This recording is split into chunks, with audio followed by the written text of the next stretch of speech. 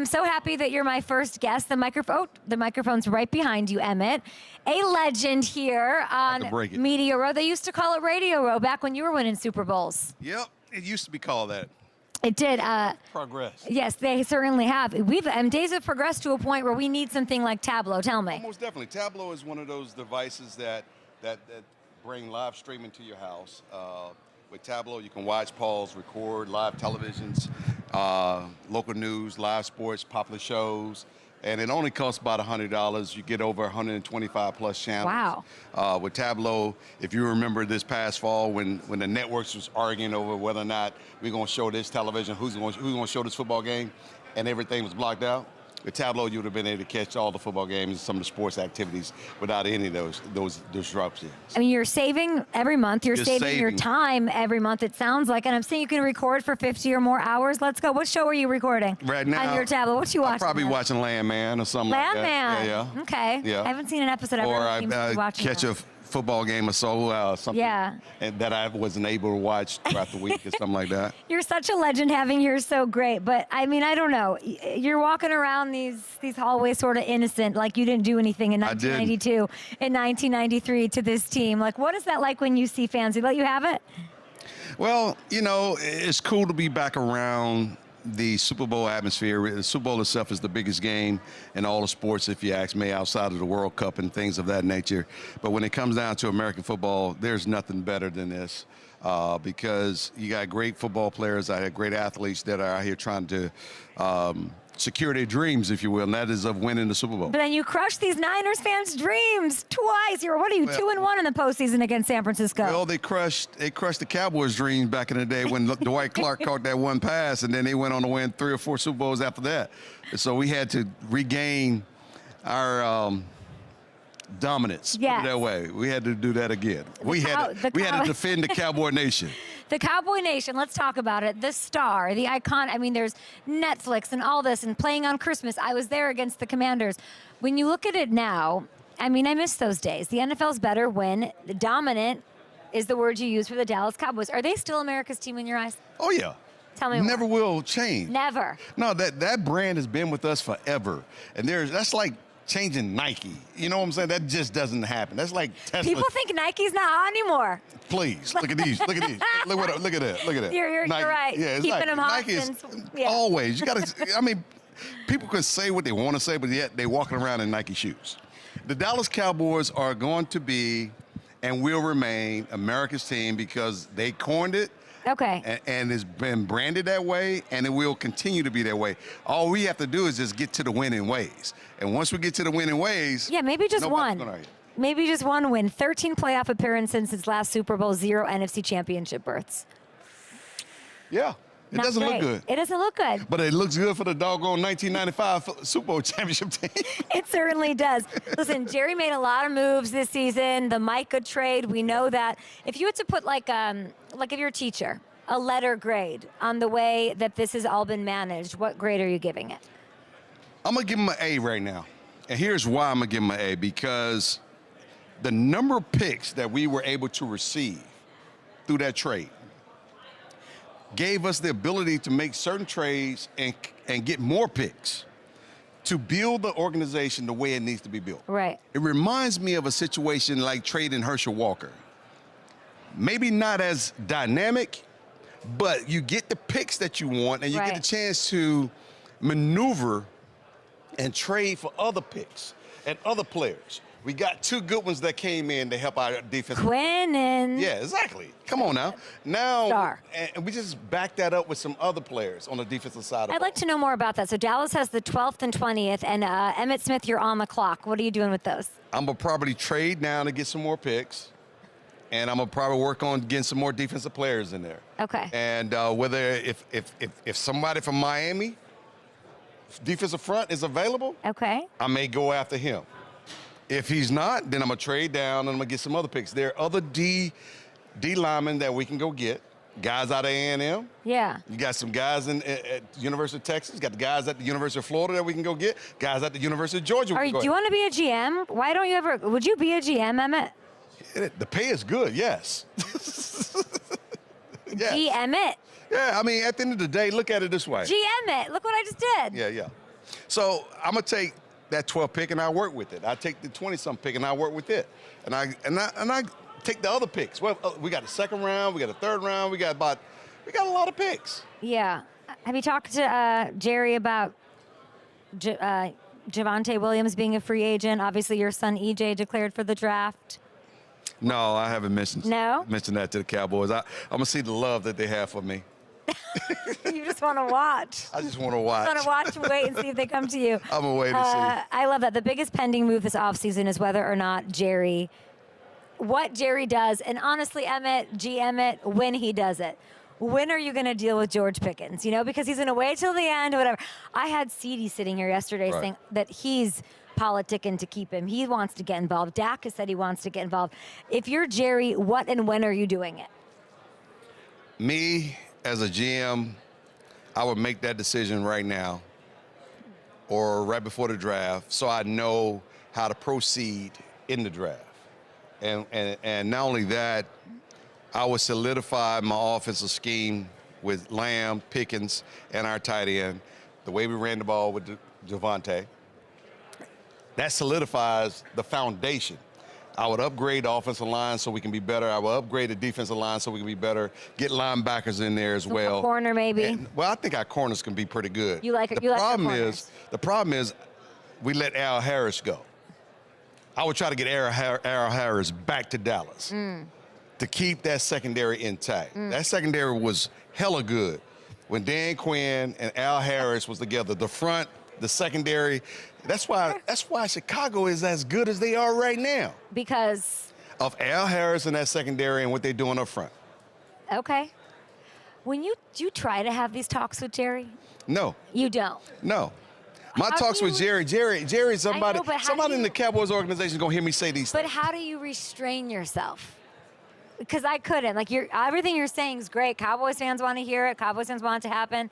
Like, how do you don't ever say these things? No one does. If they ask, I would say these things. You asking the question. You asking my opinion. The Cowboys don't ask. When do you find billionaires asking millionaires questions? That's fair, I guess. But I feel like I'd like to see it. Emmitt. I had Derrick Henry on the show yesterday. He said that he does not feel. He was really pissing me off, Emmitt. Why? Because he needs a little of that you in him of like, I know who I am. And I'm telling him he's top 5 in this and top 10 in this. And he's like, I don't know. I don't consider myself. He's so humble. It bothers me. Does that, No? That's you good. Like that? That's good. He's hungry. Okay. He's hungry, and he's remembering what the main thing really is. He's not worrying about accolades. A ring. He's trying to get to the main thing. Look at it. He's hungry. But let me tell you his numbers. This year he reached 4th place on all-time rushing touchdowns, 10th in yards. So he's top 5, top 10, okay? You know how old is he? 32. 32. Is there, when all is said and done, what do we do with him? You just keep watching him because he's going to keep going. He's going to keep going. What Baltimore need to figure out is, what are we going to do? Are we going to take some passes out of Lamar's hands and put the ball in this guy's hands? That was their problem. They should have given him the ball more. They did not lean on him enough. And he's a guy that could have carried a team. And Lamar got hurt. And so Lamar has to now get himself back to what he considers to be some level of stabilization physically. And mentally, he needs to elevate his game another level. There's another level he can go. Where do you put Derrick Henry all-time right now? Right now, he sits where he sits. He's still playing. So he's climbing the ranks. Top 10? He's climbing the ranks. Is he top 10 all-time already now? He's climbing the ranks. And long as so you won't even put him in there? No, he's there. He's there. He's wearing those deuces, too. It's going to be, double deuces going to be all over the place. Shedeur was on my set, and he, right here, while Todd Monken was saying his role's to be determined. And I heard, they wrote me, see that whiteboard? They wrote it, and they said, ask him about that. And I did. And he handled it perfectly. What's wrong? Why not commit to Shedeur in right now? Why not?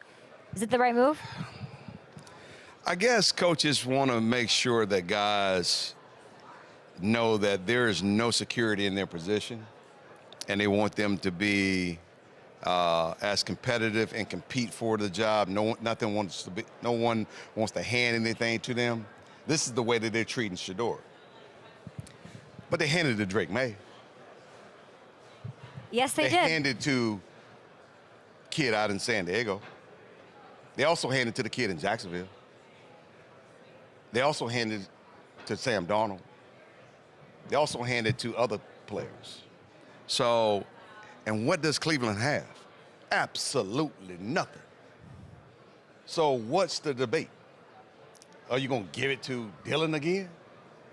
I mean, when you have players, see, the one thing about players. You just gave me goosebumps, Emmitt. One thing about players, they know who their captains are, and they know who their leaders are, and they know who they can believe and who they trust in. It's the organization, it's the coaches that have to get it right.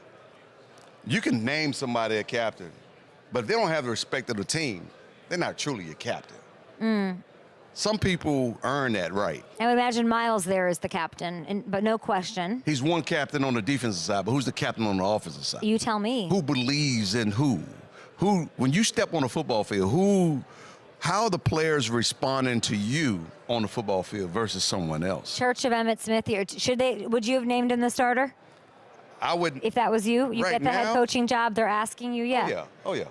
I haven't seen anyone else earn the right to be that but him. And he hasn't played enough and haven't given him enough chances to be on the football field. And when he's on the football field, they feel better. They look better. I'd like to know a little bit more about that before you go, because your words matter. What has Shedeur done that convinces you that he should be? The team believes differently. You can tell while you're watching? His energy is different. His swag is different. His level of confidence is different. And notice I said confidence. I didn't say nothing about arrogance. His level of confidence is different. And so he believes that he has the ability to do it. He's not walking out there thinking that, can I do it? Or do I have the possibility to do it? No, I'm going to make it happen.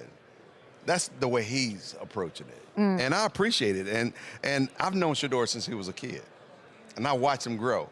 I know his training. I know his background. And I know where he comes from. He comes from a line of championships. That's the way I would look at it. And years of experience at that position. He was trained that way. And he grew up with understanding how to play the quarterback position from a guy that played in the National Football League. So I don't question his ability to understand and recognize coverages and his ability to control and manage the offense. Now, managing the offense is the key to every quarterback's position. Not putting the ball in harm's way is the key to how successful a quarterback can become. Shedeur, given the opportunity and working with him, as you will work with any quarterback, Drake May, or as you will work with any quarterback in New York, any quarterback in Jacksonville, any other quarterback, just like you will work with them and help them understand that's the approach you should take. Forget what he looks like. Forget how he walks. Forget it. You want somebody confident. You want somebody to step in and say, I can lead the organization.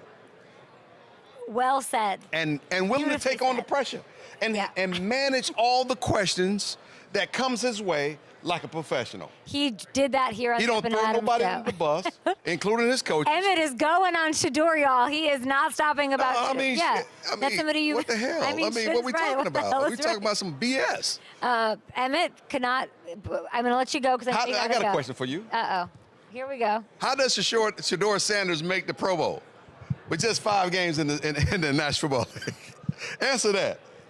You tell me. How does a guy make the Pro Bowl with just 5 games or 6 games as a starter? Oh, I know how. It's ticket sales. It's ticket sales. It's merchandising. That's how they do it. Oh, my bad. You watched the Pro Bowl on your Tableau TV, which Actually, I didn't watch the Pro Bowl. I was too busy playing golf. You didn't. Well, other people did. You can watch the big game for free. It's a great option for fans who want to save. You never want to miss a big moment. TableauTV.com. Check it out. You can get it at Walmart, Amazon, wherever. You are the absolute goat. I wish I could talk to you all day. Hey, Frank Gore, Hall of Fame. We'll walk out of here. Hey, Frank why Gore, not? It's tonight the night. Why not? Could you be. You want him in there? I want Darren Woodson in there. I'm not going to get you started on the Hall of Fame. I want Darren Woodson in there. I'm not going to get you started today on the Hall of Fame. Thank you so much. We'll be back after this.